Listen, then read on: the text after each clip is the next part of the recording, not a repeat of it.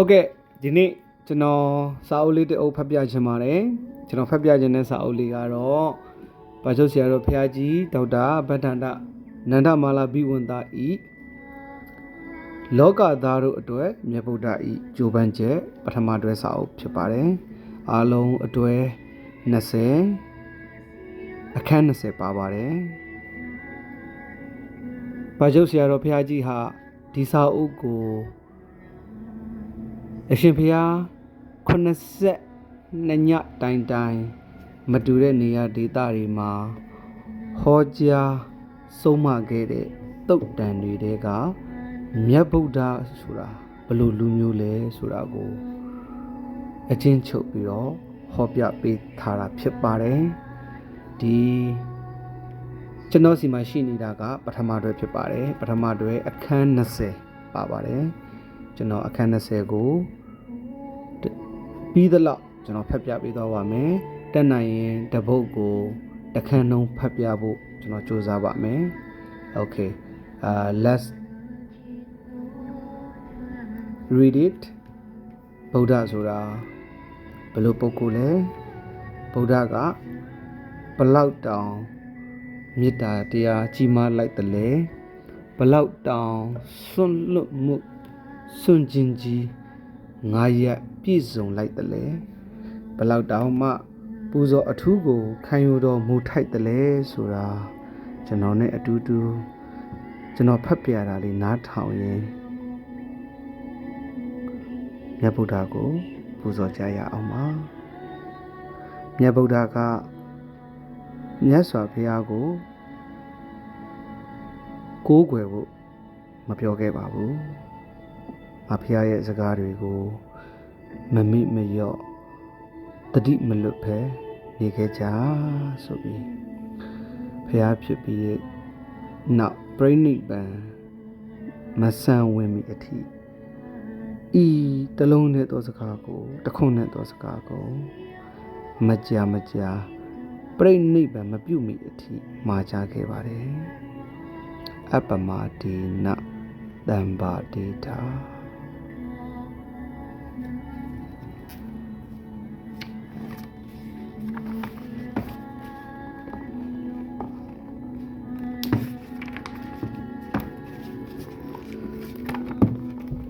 လောကသားတို့အတွက်မြတ်ဗုဒ္ဓဤကြိုးပမ်းချက်အခန်း1မြတ်ဗုဒ္ဓဘာသာဝင်သူတော်စင်များသည်ဇိနထပကသနီမဟာဗုဒ္ဓဝင်တထာဂတဥပဒါနိတိပနီအစရှိတဲ့ဗုဒ္ဓဝင်ကျမ်းစာတွေကိုဖတ်ရှုလေ့လာပြီးမြတ်စွာဘုရားအပေါ်မှာအလွန်ကြည်ညိုကြတဲ့တရားတရားဖြစ်ပွားကြတယ်အစိန်တေယအပမေယဘုံတော်အနန္တကံတော်အနန္တလို့ဂုံရီတွေလွှမ်းမိုးထားတဲ့ဖျားရှိခိုးကိုရွတ်ဆိုကြည်ညိုကြတယ်မှန်ပါတယ်မြတ်စွာဘုရားမှာဘုံတော်အနန္တကံတော်အနန္တရှိတယ်ဆိုတာဟုတ်ပါတယ်သို့တော့တကုတော်အနန္တရှိသည့်အတွက်အရာခတ်သိမ်းအလွဲတကူမပင်မပန်းဆောင်ရွက်နိုင်စွမ်းရှိသွားတယ်လို့ထင်မှတ်နေရင်တော့မှန်ကန်မှုမရှိပါဘူးမြတ်စွာဘုရားဟာဘယ်လောက်အလုပ်လုပ်ရတယ်ဆိုတာကိုသိစေခြင်းလို့လောကသားတို့အတွက်မြတ်ဗုဒ္ဓဤကြိုးပမ်းချက်ဆိုတာကိုဟောပြောခြင်းဖြစ်တယ်မြတ်စွာဘုရားဖွားတော်မူသည်မှပြိဋိဘံစံသည်ထီအောင်ထိုသုတ်တန်တွေကိုအနှစ်ထုတ်ပြီးဟောကြားဖို့ရည်မှန်းထားပါတယ်မြတ်စွာဘုရားဟာဣစရိယမနုဿအံ့ဖွယ်ကောင်းတဲ့လူသားတစ်ယောက်ဖြစ်ပါတယ်လူသားဆိုတာလူသားရဲ့အခက်အခဲတွေကြုံတွေ့ရတယ်ထိုအခက်အခဲတွေကိုကြိုးပမ်းအားထုတ်မှုအမျှော်အမြင်ရှိမှုတွေနဲ့ဘယ်လိုဖြတ်ကျော်ခဲ့တယ်ဘယ်လိုဖြေရှင်းခဲ့တယ်ဆိုတာကိုသိရှိဖို့လိုအပ်တယ်နို့မို့ဆိုအုံဖွမန္တန်မန်းပြီးအရာခတ်သိမ်းပြီးသွားတယ်လို့ထင်ကောင်းထင်နေကြလိမ့်မယ်ကဘာမှာအလုံးလုံးဆုံးပုဂ္ဂိုလ်ကိုဖော်ပြပါဆိုရင်မြတ်ဗုဒ္ဓကိုပဲဖော်ပြရမှာဖြစ်ပါတယ်ဒီလောက်ကြီးမားတဲ့စွမ်းအားတွေရှိတဲ့ပုဂ္ဂိုလ်တဦးဟာဘယ်လောက်အလုံးလုံးတယ်ဆိုတာအားချအတုယူကြည်ညိုပြီးဘဝမှာအများကောင်းကျိုးကို ကြိုးစားအားထုတ်ကြဖို့လိုတယ်မြတ်ဗုဒ္ဓဟာဘလောက်အလုပ်လုပ်တယ်ဆိုတာလောကလူသားတို့အတွက်မြတ်ဗုဒ္ဓရဲ့ကြိုးပမ်းချက်ကိုနာယူပြီးတဲ့အခါမှာထိုက်တန်တယ်လို့သိကြမှာဖြစ်ပါတယ်ဗုဒ္ဓဆိုတာလွန်ခဲ့တဲ့နှစ်ပေါင်း2600ကလောကအလယ်မှာပေါ်ပေါက်ခဲ့တဲ့လူသားတဦးဖြစ်ပါတယ်လူသားတဦးဆိုပေမဲ့တာမန်လူသားတဦးတော့မဟုတ်ဘူးပေါ့အသိဉာဏ်မြင်မှာရုပ်အစင်းအင်္ဂါအဖြစ်ထူခြားပြီးအလွန်ကြိုးစားတဲ့ပုဂ္ဂိုလ်မြတ်ပုဂ္ဂိုလ်ထူဖြစ်ပါတယ်ဒါကြောင့်မို့အစ္စရိယမနုဿအံ့ဖွယ်လူသားလို့အင်္ဂုတ္တပါဠိတော်မှာမြတ်စွာဘုရားကိုယ်တော်တိုင်မိန့်ကြားခဲ့တဲ့စကားရှိတယ်အံ့ဖွယ်လူသားမြတ်ဘုရားခေါင်းစည်းနဲ့ဘုန်းကြီးတို့ဟောထားတဲ့တရားတစ်ပုဒ်ရှိတယ်ဗုဒ္ဓအနွယ်အဆက်တည်းရဲ့အကြောင်းကိုရေးထားတဲ့ဗုဒ္ဓဝန်ကျမ်းဆိုတာမြန်မာပြည်မှာရှိတယ်ဗုဒ္ဓဝန်ကျမ်းမှာဂေါရမဗုဒ္ဓဝင်လို့ဆိုတဲ့အခန်းတစ်ခန်းပါရှိတယ်ဂေါရမဗုဒ္ဓရဲ့အထုပ္ပတ္တိပါပဲဂေါရမဗုဒ္ဓရဲ့အထုပ္ပတ္တိကိုပြည့်ပြည့်စုံစုံသိဖို့မလွယ်ပါဘူးပိဋကတ်၃ပုံကိုမှွေနောက်ကြည့်ရှုဖို့လိုအပ်တယ်ဘုန်းကြီးတို့အခုဟောမဲ့လောကသားတို့အတွက်မြတ်ဗုဒ္ဓရဲ့ကြိုးပမ်းချက်ဆိုတာမိမိတက်ဆွမ်းသမျှထိုတုတ်တန်တွေထဲမှာပါတဲ့မြတ်ဗုဒ္ဓရဲ့စကားလုံးတွေကိုယူပြီးဟောမှာဖြစ်ပါတယ်သို့တော့တကယ်ရုပ်ပုံလွှာပေါ်အောင်ဖန်တီးနိုင်စွမ်းရှိမှာမဟုတ်ပါဘူးဟိုတစဒီတစမြတ်ဗုဒ္ဓရဲ့အကြောင်းအရာတွေကိုဖော်ပြထားတဲ့သုတ်တန်တွေထဲကဆွဲနှုတ်ပြီးဟောမှာဆိုတော့မြတ်စွာဘုရားဟာဘလို့အခက်ခဲတွေကြုံခဲ့တယ်အခက်ခဲကြုံတဲ့အခါဘလို့ကြိုးပမ်းခဲ့တယ်စိတ်နေသဘောထားဘလို့ရှိတယ်စိတ်ဓာတ်ဘလို့ခိုင်မာတယ်ကြိုးပမ်းအားထုတ်မှုဟာဘလောက်ကြီးမားတယ်ဆိုတာကိုသိရှိနားလည်နိုင်မှာဖြစ်ပါတယ်မြတ်ဗုဒ္ဓကိုတကယ်အလုပ်လုပ်တဲ့ပုဂ္ဂိုလ်တယောက်အနေနဲ့ကြီးညိုဖို့ပါနန္ဒတကုရှင်ဆိုတာဟာအရာခတ်သိမ်းကိုဖန်ဆင်းနိုင်တယ်မြတ်စွာဘုရားကိုအနန္တတကုရှင်အဖြစ်ကိုးကွယ်ရင်ကို့မှာလည်းဒီလိုအကျိုးသက်ရောက်မှုတကိုးတွေရလိမ့်မယ်လို့ယုံကြည်နေရင်ဒီလူတွေဟာလူဖြင်းတွေဖြစ်သွားမှာပဲမြတ်စွာဘုရားကိုယ်တိုင်တောင်အလွန်ကြိုးစားခဲ့ရတယ်ဆိုတာကိုသိရှိနားလည်ဖို့လိုအပ်တယ်ကိုယ်တိုင်ဘဝခရီးမှာကြိုးစားအားထုတ်ရမယ်ဆိုတာကိုသဘောပေါက်ရမှာဖြစ်ပါတယ်လောကသားတို့အတွက်ကြိုးပမ်းချက်လောကသားတို့အတွက်မြတ်ဗုဒ္ဓ၏ကြိုးပမ်းချက်ကိုနာယူကြပါကြိုးပမ်းတယ်ဆိုတဲ့အခါမှာစွန့်လွတ်မှုဆိုတာရှိရတယ်မြန်မာစကားမှာစွန့်လွတ်တယ်ဆိုတာစာကသို့မဟုတ်ပြီးပြည့်စုံတဲ့စကားတစ်ခုစွန့်လွတ်မှုကိုဘာနဲ့တွဲဖက်ပြီးသုံးလို့ရှိတယ်လဲဆိုရင်အနစ်နာခံမှုဆိုတာနဲ့တွဲဖက်ပြီးသုံးကြတယ်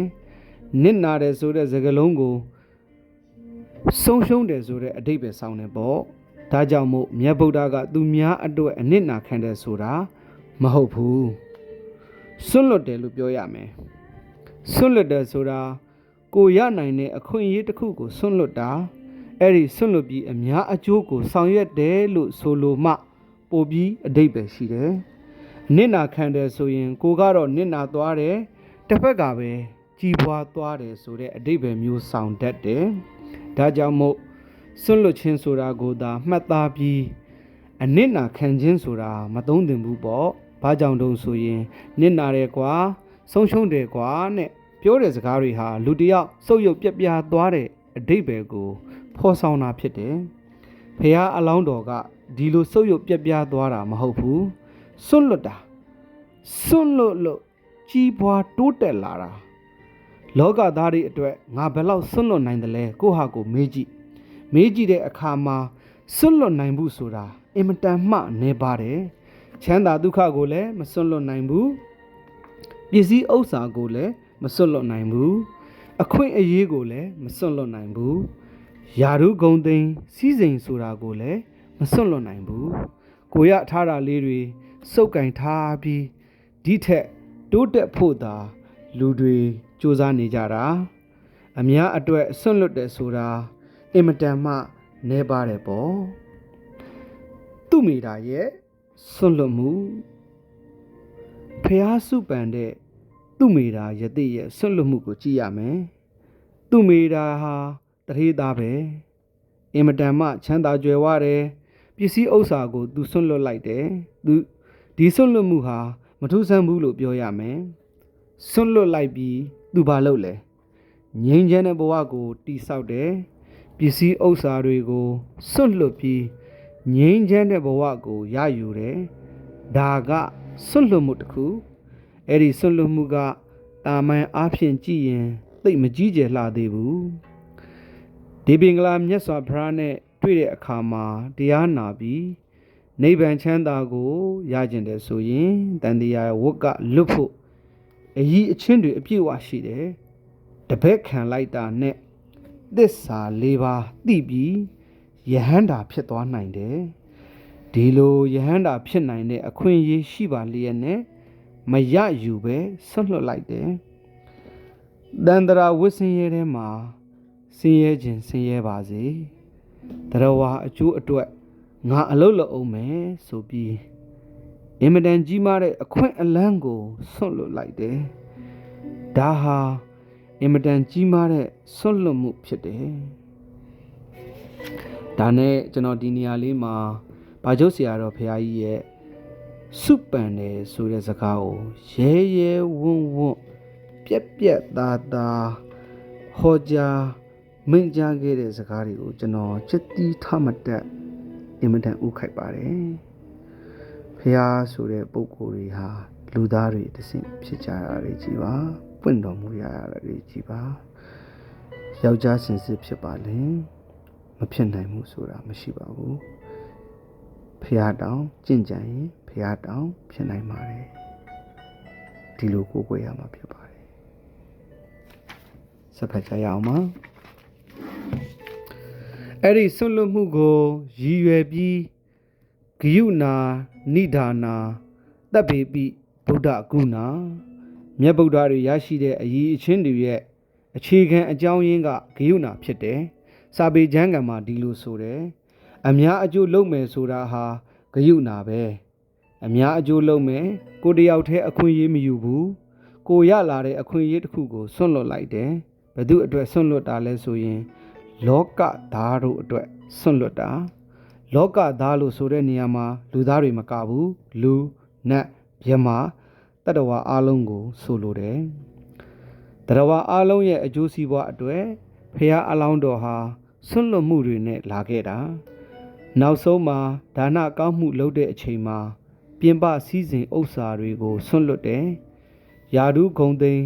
စည်းစိမ်ဥစ္စာအခွင့်အရေးတွေအားလုံးကိုဆွန့်လွတ်တယ်နောက်ဆုံးမှာ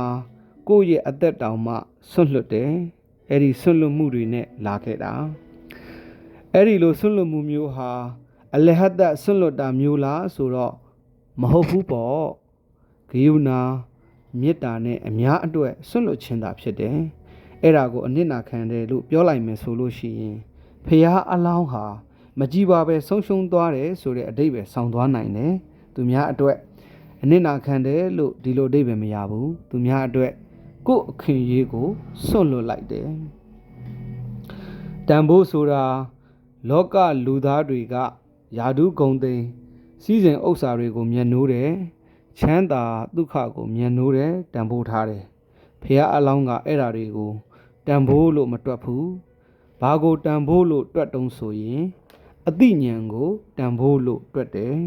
အသိဉာဏ်ရဖို့အတွက်ဆိုရင်အလုံးကိုဆွန့်လွတ်နိုင်တယ်ဖះအလောင်းရဲ့ဆွန့်လွတ်မှုဆိုတာဒီထက်အဖို့တန်တာကိုရယူတာလို့ပြောရမယ်အဲ့ဒီတော့ဆွန့်လွတ်ပြီးပါရမီကုသိုလ်တွေကိုရသွားတယ်ကဲနောက်ဆုံးဘဝကြည့်ရအောင်နောက်ဆုံးဘဝမှာထူးထူးခြားခြားလေးတွေမှတ်ချင်ရင်တော့ဗုဒ္ဓဝင်ကဇလန်းတွေကိုဖတ်ဖို့အများအားဖြင့်လည်းသိကြတယ်ပေါ့ဘုန်းကြီးတို့ကမြတ်စွာဘုရားဘလောက်ကြိုးပမ်းအားထုတ်တယ်ဆိုတဲ့တရုပ်ပေါ်ယုံလောက်ပဲဟောမှာပါဗုဒ္ဓဝင်ခန်းကိုအကျယ်ချဲ့ပြီးတော့ပြောမှာမဟုတ်ပါဘူးမြတ်ဗုဒ္ဓရဲ့ခမဲတော်မဲတော်နောက်ဆုံးဘဝမှာစူပေါင်းအုပ်ချုပ်တဲ့ မျိုးနွယ်စုရဲ့ကပိလဝတ်မြို့ကလေးကစုပေါင်းအုပ်ချုပ်တဲ့ဘရင်တွေထဲမှာအကြီးအကဲဖြစ်တဲ့သုဒ္ဓောဒနမင်းဟာခမဲတော်ဖြစ်ပြီးတော့မေတော်မာယာကမေတော်ဖြစ်တယ်သုဒ္ဓောဒနမင်းနဲ့မေတော်မာယာတို့ရဲ့တူဒီသောသားမြတ်ဗုဒ္ဓရဲ့မျိုးနွယ်နဲ့ဇာတိဒေသမြတ်စွာဘုရားရဲ့ဇာတိဒေသကဘယ်မှာရှိသလဲဘယ်လိုအခြေအနေရှိသလဲမျိုးရိုးကဘာလဲလို့သိချင်ရင်မြတ်စွာဘုရားမိန့်ကြားခဲ့တဲ့စကားအတိုင်းမှတ်သားကြည့်ကြရအောင်ဗုဒ္ဓဝင်ထဲမှာရေးတာကအထာဂရာတွေထဲမှာပါတဲ့စကားနဲ့ရေးထားတာနော်မြတ်စွာဘုရားကိုယ်တိုင်သူ့ရဲ့မျိုးရိုးဇာတိဒေသကိုဗေမိတာရမင်းအားပြောပြခဲ့တဲ့အတိုင်းမှတ်တမ်းတင်ထားတဲ့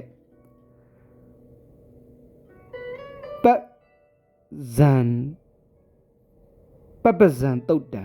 ဆိုတာရှိတယ်အဲ့ဒီပပဇာတုတ်မှာမြတ်စွာဘုရားကသူ့ရဲ့ဇာတိဒေသနဲ့မျိုးရိုးကိုဖော်ပြခဲ့တာရှိတယ်ဗေမိတာရမင်းကအင်မတန်မှထူးခြားတဲ့ပုဂ္ဂိုလ်တဦးအနေနဲ့ဘုရားအလောင်းကိုပထမဆုံးတွေ့လိုက်တယ်ရာဇဂဟအနီးမှပဏဝတောင်ကြီးမှာစုံတွေ့တယ်အဲ့ဒီလိုတွေ့တဲ့အခါမှာဘယ်ကလာတာလဲဘာလူမျိုးလဲဘယ်အရက်သားလဲထုံးစံအတိုင်းမေးတယ်ဖះအလောင်းကဘာပြောခဲ့တုံးဆိုရင်ဥဇုံဇနပဒောယာဇဟိမဝန္တတပတ္တတောဒနဝရိယေနတံပန္နောကောတလေတုနိကေတိန်နောဇာတိဒေသကဟိမဝန္တာတောင်ချေမှာရှိပါတယ်ဟောဒီကနေဖြောင်းမြောက်အရက်ဟိမဝန္တောင်ချေမှာရှိတဲ့တိုင်းပြည်ဒေသဟာသူ့ရဲ့ဇာတိဒေသပါပဲလို့ပြောတယ်ဒါနဝရိယေနတမ္မန္နောကောတလေတုနိကေတိန်နောကောသလတိုင်းရဲ့ထိတ်တန့်မျိုးရိုးကပါပစ္စည်းဥစ္စာလဲကျွယ်ဝတယ်ပစ္စည်းဥစ္စာပြည့်စုံပြီးကျိုးပန်းအားထုတ်မှုလုံလဝရိယရှိတဲ့လူမျိုးတွေကပါအဲ့ဒီမှာထူးထူးခြားခြားပြောတဲ့စကားလေးကကောတလေတုနိကေတိန်နောကောသလတိုင်းမှာထင်ရှားတဲ့ထိတ်တန့်မျိုးရိုးကပါဆိုတာပါပဲတက်ကတိုင်းဆိုတာကောသလတိုင်းထဲမှာပါဝင်တယ်ပေါ့အနုယန္တမင်းမျိုးကောသလတိုင်းကြီးကအင်မတန်မှကျဲတာကိုကာတိတိုင်းကောသလတိုင်းနှစ်တိုင်းကိုအုပ်ဆိုးတဲ့မင်းကကောသလမင်းကြီးပေါ့တက်ကတိုင်းဆိုတာကောသလတိုင်းတဲကနယ်လေးတစ်နယ်လို့သိရတယ်သုဒ္ဓောဒနမင်းကြီးဟာကောသလမင်းကြီးထက်ယာရုအာနာကြီးမားတယ်လို့ထင်ကောင်းထင်ကြလိမ့်မယ်တကယ်တော့ကောသလမင်းကြီးလောက်ယာရုအာနာမရှိဘူးပြောရမယ်ဆိုရင်မြမရာဇဝင်မှာဘုရင်နောင်တို့အနောယထာတို့အလောင်းဖျားတို့တနိုင်ငံလုံးကိုအုပ်ချုပ်တဲ့မင်းတွေရဲ့လက်အောက်မှာစော်ဘွားတွေမျိုးစားတွေရှိတယ်အဲ့ဒီလိုတက်ကတိုင်းကကပိလဝအုပ်ဆိုးတဲ့သုဒ္ဓောဒနမင်းဆိုတာကောသလမင်းကြီးရဲ့အနုယန္တလို့ခေါ်တယ်အချမ်းအယံမင်းမျိုးတွေကပဲဥပမာမြမဘုရင်တွေကို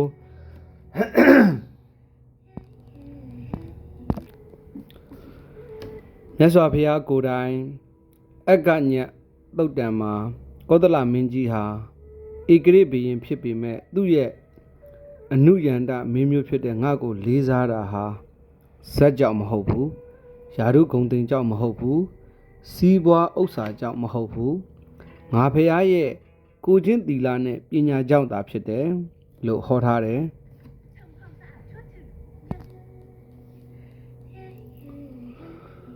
အဲ့ဒီမှာတာကိယမင်းတွေဟာကောသလမင်းကြီးရဲ့အနုယန္တဖြစ်တယ်လို့ဖော်ပြထားတယ်အနုယန္တဆိုဒီမှာခြံရံလိုက်ပါရတဲ့နောက်လိုက်ဘုရင်တွေလို့ဆိုလိုတယ်တကြမျိုးရိုးဟာကောသလတိုင်းမှာတော့ထိတ်တန်းမျိုးရိုးမှန်တယ်သို့တော့ကောသလမင်းကြီးရဲ့အာဏာစက်အောက်မှာရှိတယ်ကိုတိုင်းပြည်ကိုအုပ်ချုပ်နိုင်တယ်တာကဝီမင်းတွေဟာကနရာဇာစုပေါင်းအုပ်ချုပ်တဲ့မင်းတွေပေါ့တူတဲ့ဧကရေဘုရင်အနေနဲ့အုပ်ချုပ်တာမဟုတ်ဘူးအလှည့်ကျအုပ်ဆိုးကြတယ်ကောသလမင်းကြီးကတက္ကအတိုင်းကိုတူလာခြင်းလာတာပဲလာလို့ရှိရင်တာကေဝီမင်းတွေကခီးဥကြိုဆိုရတယ် ကောသလမင်းကြီးကိုလေးစားကြတယ်ကြည်လေနောက်ပိုင်းမှာဖျားနဲ့ရင်းနှီးခြင်းလို့ကပိလဝတ်မျိုးကမင်းသမီးတယောက်ကိုမိဖုရားအဖြစ်မြှောက်တယ်အမျိုးဆောင်တယ်တာဂီဝင်တွေဆိုတာအလွန်မာနကြီးတယ်လက်ထက်ထိမ်းမြမှုကိစ္စမှာသူတို့နဲ့မျိုးရိုးမတူတဲ့ပုံကိုယ်ကိုဘယ်တော့မှလက်ထက်ထိမ်းမြလေးမရှိဘူးအမျိုးဆောင်တယ်အမျိုးကိုအင်မတန်မှလေးစားတယ်မြန်မာတွေအမျိုးကိုလေးစားရလိမ့်မယ်နော်တာဂီမျိုးဟေတို့ဗမာဆိုပြီးတော့အမျိုးကိုမဆောင်ရင်တော့တာဂီမျိုးရဲ့အကျင့်တရားရှိမှာမဟုတ်ဘူးတာဂီဝင်မင်းတွေဟာအင်မတန်မှအမျိုးကိုလေးစားကြတယ်မိမိတို့ကိုယ်တိုင်လဲမျိုးရိုးမတူတဲ့လူနဲ့လက်မထပ်ဘူးသူများကိုလည်းမျိုးမတူတဲ့ပုံကိုယ်နဲ့မိမိတို့ရဲ့သားသမီးတွေကိုလည်းမပေးစားဘူးလို့ဆိုပါတယ်တခါကကောသလမင်းကြီးဟာတာဂီဝင်မင်းသမီးတဦးကိုတောင်းတယ်မိဖုရားမြောက်စားခြင်းတာမပေးဘဲနေလို့မရဘူးမပေးရင်ပြဿနာတက်အောင်မှာ哦ဒီတော့တာဂီဝင်တွေစဉ်းစားကြတယ်ဆွေးနွေးကြတယ်အဲ့ဒီတုန်းကတာဂီဝင်အကြီးအကဲကမဟာနန်ဖြစ်တယ်မဟာနန်ကအရှင်အနုရုဒ္ဓရာရဲ့အကိုအရင်မဟာနန်ကပြောတယ်ဒီကိစ္စသူဖြေရှင်းမယ်သူ့အိမ်မှာနာဂမုံနာကျွန်မနဲ့သူနဲ့ရထားတဲ့သမီးလေးတယောက်ရှိတယ်ဝါတပခတ္တိယာလို့ခေါ်တယ်အဖေကမင်းမျိုးအမေကကျွန်မျိုးအဖေမျိုးကအရေးကြီးတယ်အဖေကအမျိုးမြတ်တယ်ချောမောလှပတဲ့နာဂမုံနာကျွန်မနဲ့မဟာနန်ကြောင့်ရထားတယ်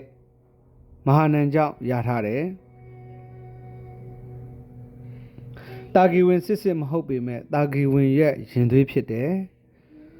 ဝါတပခတ္တိယာကချောလှလှလေးဆိုတော့ဝါတပခတ္တိယာကိုပေးလိုက်ရင်ကောသလမင်းကျေနပ်လောက်တယ်တာဂီဝင်မင်းသမီးစစ်ကိုမပေးဘူးအဖေရောတာဂီဝင်အမေလည်းတာဂီဝင်ဆိုတာကိုမပေးဘူးတချမ်းပဲပေးလိုက်တယ်ပေါ့ကောသလမင်းကြီးကလည်းပါတယ်တကြတွေကဇက်အလွန်အလေးထားတယ်မင်းမျိုးမဟုတ်ပဲမင်းမျိုးလုပ်ပြီးပေးမှဆိုရတယ်မဟာနန်နဲ့ထမင်းတပွဲတည်းစားမှသူတို့လက်ခံရမယ်လို့မှားလိုက်တယ်ရာဇဒုတမင်းတမန်တွေကဘယင်ကြီးမှားလိုက်တဲ့အတိုင်းအကဲခတ်ကြတယ်မဟာနန်ကဟုတ်ပြီထမင်းပွဲကြီးပြင်ပြီးတဲ့အခါထမင်းစားမလို့လက်နိုင်ရင်သမီးလာလေအဖေနဲ့တူစားရအောင်လို့ခေါ်လိုက်တယ်မဟာနန်ကငကိုကလေးကဇက်တိုက်ထားတာအရှင်မင်းကြီးအရေးကြီးတဲ့စာတန်းပါဆိုပြီးမင်းမူတန်းကစာသာလေးတလားလာကတ်တဲ့အခါကဲသမီးစားနဲ့အဖေလှုပ်เสียရှိသေးတယ်ဆိုပြီးထသွားတယ်ကောသလမင်းရဲ့တမန်တွေကယုံကြည်လက်ခံကြတယ်ဝါတပခတ္တိယာဟာတဝိထိပြည်ရောက်သွားတယ်အဲ့ဒီလိုလှည့်ကွက်လေးတွေနဲ့ပေးလိုက်တာအဲ့ဒီလှည့်ကွက်တွေကြောင့်နောက်ပိုင်းကျတော့ဝါတပခတ္တိယာနဲ့ဝနုဘမင်းသားယာတို့မှဖယ်ရှားခံရတယ်တာဂီဝင်တို့အပြုအမူတွေကဝလလူဘမင်းသားကိုနာကြီးစေတယ်ဒီလိုတစ်ဖက်သားကိုနာကြီးလောက်အောင်လုပ်တာဟာမကောင်းဘူးလို့ပြောရမယ်သို့တော်မျိုးရိုးကိုတော့သူစောင့်ထိန်တယ်ပေါ့ဝလလူဘမင်းသားအာဏာရလာတဲ့အခါတာဂီဝင်ချေမုံရေးစစ်ပွဲကိုဆင်နွှဲခဲ့တယ်အလုတ်သိပ်လို့ရတယ်တကြတွေဟာကောသလလူမျိုးတွေထဲမှာထိတ်တန်းအမျိုးအနွယ်ဖြစ်ပြီးပစ္စည်းဥစ္စာလည်းကျယ်ဝတယ်ဟိမဝန္တာတောင်ချေမှာနေတဲ့ပုံကိုယ်တွေဆိုတာအေးအေးဆေးဆေးနေလို့မရဘူးရာသီဥတုကအင်မတန်မှအေးတာကိုအေးတဲ့ရာသီဥတုမှာနေတဲ့ပုံကိုယ်တွေကဇိမ်နဲ့အိတ်နေလို့ရှိရင်တော့ဘာမှဖြစ်လာမှာမဟုတ်ဘူးအင်မတန်မှစူးစမ်းအားထုတ်ကြရတယ်ရာသီဥတုကလည်းကောင်းတယ်အစာရေစာကလည်းကောင်းတယ်ဆိုတဲ့အရက်ဒေသကလူတွေကစားပြီးအိတ်နေကြတာပဲဘာမှမလုပ်ကြဘူးမြန်မာပြည်ကလူတွေလိုပေါ့ဟိမဝန္တာတောင်ခြေကလူတွေကအလုတ်သိပ်လုပ်ရတယ်ဟိမဝန္တာရဲ့ဒေသကအလွန်အေးတာကိုအလွန်အေးတော့စနိုးတွေကျလာတဲ့အခါမှာဒီစနိုးတွေတန်းကောက်ွယ်ဖို့အလုပ်လုပ်ရတယ်ဥရောပကလူတွေကြည့်ဂျာမနီတို့အင်္ဂလန်တို့ဆောင်းရာသီရောက်လို့စနိုးကျလာပြီဆိုလို့ရှိရင်ဒီလူတွေအေးအေးဆေးဆေးနေလို့ဘယ်ရမလဲစနိုးတွေထဲမှာရုန်းကန်ပြီးတော့နေကြရတာ အသက်ရှင်ဖို့အတွက်သူတို့လှုပ်ရတာအသက်ရှင်ဖို့အတွက်ကြိုတင်ပြင်ဆင်ရတာဆောင်းရသည်စနိုးကြနေပြီဆိုရင်မြေပေါ်မှာအကုန်လုံးစနိုးတွေဖုံးနေတော့မျက်တောင်မကြံဘူးစားစရာတောက်စရာဆိုတာဘာမှမရှိတော့ဘူးစိုက်ပျိုးလို့လည်းမရဘူးဒါကြောင့်မို့လို့ကြိုတင်ပြီးတော့လှုပ်ရတယ်စနိုးဆိုတာလူတွေးဘူးပါလိမ့်မယ်ငယ်ငယ်ကရေခဲချစ်စားတဲ့သူတွေဆိုရင်အဲ့ဒီထဲနှုတ်တယ်စနိုးပေါ်မှာလမ်းလျှောက်လို့အလွန်ကောင်းတယ်သို့တော်ရာသီဥတုကရုပ်ချီးပြောင်းသွားတတ်တယ်0အောက်ရောက်အေးသွားပြီဆိုလို့ရှိရင်ဒီစနိုးတွေကခဲသွားတယ်ခဲသွားရင်ရေခဲတုံးကြီးလိုဖြစ်သွားတယ်အဲ့ဒီပေါ်မှာလမ်းလျှောက်ရင်တော့လဲမှာပဲလဲရင်တော့ပြန်ထားဖို့ခက်ခဲသွားပြီဒီတော့ဘာလို့ရတော့ဆိုရင်စနိုးတွေကျလာပြီဆိုရင်ဒီစနိုးတွေဖယ်ရှားဖို့စူးစမ်းကြရတယ်အဲ့ဒီနိုင်ငံတွေမှာရုန်းကန်နေရတယ်ဘုန်းကြီးတို့အမေရိကန်နေတုန်းကဆိုရင်စောင်းရသည်စနိုးကြပြီဆိုရင်3နာရီလောက်ကထပြီးတော့စနိုးရှင်းတဲ့ကားကြီးတွေတကြောင်ကြောင်မောင်းနေတာစနိုးတွေကိုဖယ်ပစ်နေတာကြားနေရတယ်မဖယ်လို့ရေခဲတုံးကြီးဖြစ်သွားပြီဆိုရင်ကားရောလူရောသွားလို့ရတော့မှာမဟုတ်ဘူးကိုယ်အိမ်တကားကလည်းတကားဖွင့်လို့ရမှာမဟုတ်ဘူးဒီတော့ဇိမ်နဲ့အိမ်နေလို့မဖြစ်ဘူးတဲ့စနိုးရသည်ရောက်လာပြီဆိုလို့ရှိရင်ပေါက်ပြတက်လက်ကင်ပြီးတော့စနိုးတွေကော်ထုတ်ရတဲ့အလုပ်ကိုလုပ်ရတယ်ပြင်းနေလို့မရဘူးလေကားတွေပေါ်စနိုးတွေကျလို့ရှိရင်တော့စားတွေကိုတင်ထားပြီးအဲ့ဒီစားတွေဖြူလိုက်ရင်စနိုးတွေကအရေးပျော်ကျသွားတယ်လေကားတွေပေါ်မှာလည်းရှင်းလင်းထားရတယ်အရေးကိစ္စရှိလို့ထွက်ချင်ရင်စနိုးတွေဖုံးနေလို့ရေခဲဖြစ်သွားရင်ထွက်ဖို့အင်မတန်မှခက်ခဲတယ်ဘုသူဒရှိအောင်ဘုန်းကြီးတို့လည်းအင်ကြီးအထက်ထက်ဘူးခြေနှင်းစီခေါင်းကိုလုံအောင်ဆောင်းအထက်ထက်ခြေအိတ်လက်အိတ်တွေဝက်ပေါက်ပြားကင်ပြီးစနိုးတော့ကော်ခဲ့ရသေးတာပဲကျောင်းပေါဝပိတ်နေမှာဆိုလို့နော်ဒီတော့အဲ့ဒီကလူတွေကအင်မတန်မှစူးစမ်းရတယ်ဒါကြောင့်မို့လို့ဖះအလောင်းကပြောတာဒီကနေဖြောင်းဖြောင်းကြည့်လိုက်ရင်မြောက်ဖက်ဟိမဝန္တာတောင်ချေမှာသူ့ရဲ့ဒေသရှိတယ်ကောသလတိုင်းတဲကအထက်တန်းကြတဲ့မျိုးရိုးပါပစ္စည်းဥစ္စာလဲကျွဲတယ်လုံလဝရိယလဲအင်မတန်မှကောင်းတဲ့မျိုးရိုးကပါဒါတိတ်တထဂေါရမယဟန်ကဗိမိတာရမင်းကိုပြောခဲ့တဲ့စကားဖြစ်တယ်ဗိမိတာရမင်းကငယ်ရွယ်သေးတဲ့ဂေါရမယဟန်ကိုသူ့နန်းတော်မှာအတူနေဖို့ဖိတ်ခေါ်တယ်ထိုအခါဂေါရမယဟန်ကအခုလိုပြန်ပြောခဲ့တယ်အာဒစ္ဆာနာမဂေါတေနတာကိယာနာမဇာတိယတမကုလာပပ္ပဇိတောမိန်နကာမေအဘိပတ္ထယံသူ့အနွယ်ဟာအာဒစ္ဆနေမျိုးနေနွယ်ဖြစ်တယ်ဇက်ကတော့ကာတိယဇက်ဖြစ်ပါတယ်အဲ့ဒီမျိုးရိုးကနေသူသင်္ကန်းဝတ်လာတာပါကာမဂုဏ်အာယုန်တွေကိုသူမမျှော်မှန်းပါဘူးအားလုံးကိုဆွန့်လွတ်ခဲ့တာပါအဲ့ဒီစကားအရာမြတ်စွာဘုရားအလောင်းတော်ရဲ့ဇာတိဒေသနဲ့မျိုးရိုးအကြောင်းကိုတစွန်းတစဘုန်းကြီးတို့သိခွင့်ရတယ်ပေါ့ဒါမူရင်းတုတ်တန်ကဖော်ပြတဲ့စကားရက်များဖြစ်ပါတယ်တာကီဝင်သမိုင်းဒါဖြင့်ကောင်းပြီတာကီယနာမဇာတိယတဲ့မျိုးရိုးကတာကိယပါလို့ဘာကြောင့်ပြောရသလဲဟိမဝန္တာတောင်ကြီးကလူမျိုးတစ်မျိုးကိုဘာကြောင့်တာကိယလို့ခေါ်တယ်လဲဒီနေရာမှာတာကီဝင်သမိုင်းကိုပြန်ကြည့်ရအောင်ဒီကနိကေဒီလက်ခန္ဓဝကအံဘတ်ထတုံမှာတာကီဝင်သမိုင်းတစွန်းတစပါရှိတယ်ကောသလတိုင်းကအောက်ကာကဆိုတဲ့ဘယင်ကြီးဟာအင်မတန်မှဘုံတကူကြီးတယ်ဘယင်တွေဆိုတာမိဖုရားတွေစုံသား၍ဖြစ်စေသူများကလာဆက်လို့ဖြစ်စေမိဖုရားငယ်တွေနောက်ထပ်လက်ထက်လေးရှိတာကိုနောက်ဆုံးမှာမိဖုရားငယ်တဦးကိုသူလက်ထက်ထိမ်းမြလိုက်တဲ့အခါအဲ့ဒီမိဖုရားငယ်ကမင်းသားငယ်ငယ်မွေးဖွားလာတဲ့အခါမှာအရင်မိဖုရားကြီးကမွေးဖွားတဲ့သားကြီးတွေရှိတယ်ဆင်ပြိုင်တွေဖြစ်လာတယ်စင်ပြိုင်တွေဖြစ်လာတော့မိဖုရားငယ်ကမွေးတဲ့ကလေးကိုဘယင်ကပိုချစ်တယ်ပိုချစ်တော့မင်းသားကြီးတွေကိုအဝေးပုတ်ပစ်လိုက်တာပေါ့ဒါထုံးစံပဲလူဆိုတာဒီအတိုင်းပဲနော်မင်းသားကြီးတွေကိုနန်းလိုက်တာမင်းသားကြီး၄ယောက်အကြီးဆုံးကအောက်ကမုတ်ခတဲ့ဒုတိယကကန္နာတဲ့ ကန်ရကန်နုလို့ခေါ်လဲခေါ်တယ်တတိယကဟဋ္ဌိနိကာတဲ့စရုထမင်းသားကတိနိသူရတဲ့အဲ့ဒီမင်းသားကြီးတွေကိုကဲမင်းတို့အဝေးသွားကြငါနေပြည်တော်မှာမနေကြနဲ့လို့ဆေလွတ်လိုက်တဲ့အခါမင်းသားကြီးတွေမင်းသမီးကြီးတွေဟာဟိမဝန္တာတောင်ဘက်ကိုထွက်သွားကြတယ်ဟိမဝန္တာတောင်ကြီးမှာရေကန်ကြီးတစ်ခုရှိတယ်တဘာဝရေကန်ကြီးအနီးကျွန်းတော်ကြီးရှိတယ်အဲ့ဒီကျွန်းတော်ကြီးတွေကရေကန်ဘေးမှာမြို့တည်ကြတယ်ကပိလဝတ္ထုလို့အမည်ပေးကြတယ်ကျွန်းပင်ကိုပါဠိလိုတာကလို့ခေါ်တယ်တာကဆိုတဲ့ကျွန်းတော်ကြီးထဲမှာနေရာတီထောင်နေထိုင်ကြတဲ့ပုံကိုယ်တွေဖြစ်လို့တာကိယလို့ခေါ်တယ်ကျွန်းတော်ထဲမှာနေထိုင်ကြသူလို့အဓိပ္ပာယ်ရတယ်အဲ့ဒီကျွန်းတော်ထဲမှာမြို့ပြတိဆောက်ပြီးနေတဲ့အခါမှာသူတို့မျိုးရိုးကိုတိတ်တန်ဖိုးထားတယ်တိတ်တန်ဖိုးထားတော့ဒီပြင်မျိုးရိုးမတန့်တာတွေပါလာမှာစိုးသည့်အတွက်ကြောင့်မင်းသား၄ယောက်က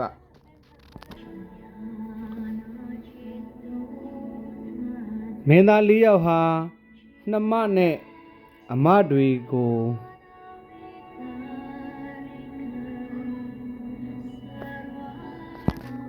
အမနဲ့နှမတွေ9ယောက်ပါတဲ့အထဲမှာအမကြီးတစ်ယောက်တော့ဖယ်ထားပြီးညီမငယ်တွေနဲ့မင်းသားတွေဟာအိမ်အောင်ပြုတ်လိုက်ကြတယ်မောင်နှမအရင်တွေအိမ်အောင်ပြုတ်လိုက်တာနော်အိမ်အောင်ပြုတ်တယ်ဆိုတာပြုတ်ခြင်းလို့ပြုတ်တာမဟုတ်ဘူးအမျိုးကိုစောင့်ရှောက်တာခုအမျိုးကိုတန်ဖိုးထားတာပေါ့သူများတွေဝင်မလာစေခြင်းဘူးဗမာစကားနဲ့ပြောရင်ဖိတ်ချင်းဖိတ်ကိုယ့်အိတ်ထဲဖိတ်တယ်တဲ့အဲ့ဒီသတင်းကဘယ်ရောက်သွားတော့ဆိုရင်ဥက္ကာကမင်းကြီးထံရောက်သွားတယ်မင်းသားတွေကျွန်းတော်ကြီးထဲမှာမြို့တည်ပြီးနေကြတဲ့အမျိုးပြတ်မှာဆိုလို့နှမအရင်တွေနဲ့အိမ်အောင်ပြုကြတယ်ဆိုတော့ဘုရင်ကြီးကတက်ကြဝတ္တဘောကုမာရာပရမတက်ကြဝတ္တဘောကုမာရာငါသားတွေအမျိုးကိုစောင့်ကြပါပြီတယ်စွမ်းနိုင်ကြပါပြီတယ်တတိကောင်းကြပါပြီတယ်လို့တအံ့တော်ပြောခဲ့တယ်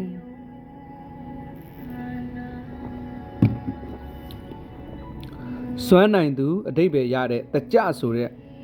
ဒီစကားလုံးကိုသုံးလိုက်တယ်အဲ့ဒီကစပြီးတာကိယတွေကိုတကြလို့လဲခေါ်သွားတာနော်စွမ်းနိုင်သူအမျိုးကိုစောင့်ထိန်တဲ့နေရာမှာအလွန်တတ်နိုင်သူတွေပဲလို့ဝမ်းသာစကားပြောတာတကြလူမျိုးတွေဟာခဏိထိတိုင်အောင်နီပေါနိုင်ငံမှာရှိသေးတယ်ရုပ်ရည်အားဖြင့်ထီဗီတို့ဘာမန်အနွယ်တွေဖြစ်လို့ဗမာတွေနဲ့ဆင်တယ်ဒါကတကြသမိုင်းပဲဒီတော့ဂေါရမဗုဒ္ဓဟာအာဒိဆာဆိုတဲ့အနွယ်ကိုပဲဂေါရမလို့လည်းခေါ်တယ်မျိုးဆက်အားဖြင့်တကိယမျိုးရိုးမှတာကိယမျိုးရိုးမှသာသနာဘောင်ဝင်ယဟန်တစ်ပါးအနေနဲ့တရားကျင့်ဖို့ထွက်ခွာလာခဲ့တာဖြစ်တယ်တိတ်တထာဂေါရမဘုရားအလောင်းတော်ရဲ့အမည်နာမကတိတ်တထာမွေးဖွားလာတဲ့အခါမှာတမျိုးလုံးတဆွေလုံးကဝမ်းသာကြတယ်အင်မတန်မှဘုံကံကြီးမားတဲ့ပုဂ္ဂိုလ်တူမွေးဖွားလာတဲ့အခါမှာထူးခြားတဲ့အတိတ်နမိတ်တွေပေါ်ထွန်းလာလို့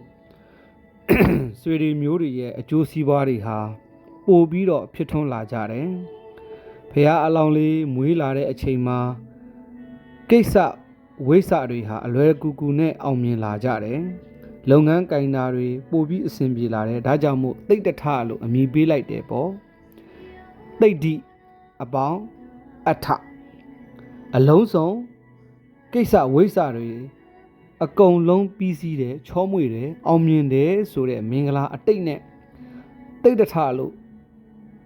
အမည်ပေးထားတာငယ်စဉ်ကပညာသင်မသင်ထေရဝါဒ